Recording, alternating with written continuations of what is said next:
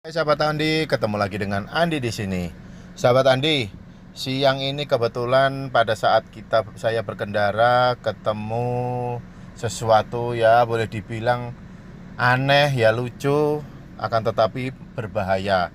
Berikut adalah video orang yang naik sepeda motor menggunakan kaki di setir. Ini terjadi di jalan raya. Kebetulan saya di Boto Lempangan, Sulawesi Selatan, Makassar, tepatnya di kota Makassar, di Jalan Boto Lempangan. Sangat-sangat berbahaya untuk yang di jalan raya. Jadi masnya pun sudah saya peringatkan, hati-hati di jalan, dia hanya ngasih jempol. Oke lah, apapun itu, hati-hati di jalan mas, keluarga Anda menunggu di rumah. Bang, keren.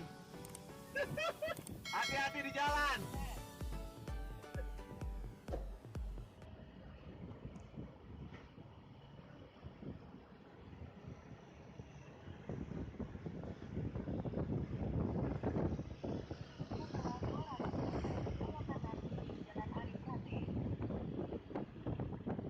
Oke, terima kasih. Sekian video dari saya. Sampai ketemu di video yang selanjutnya.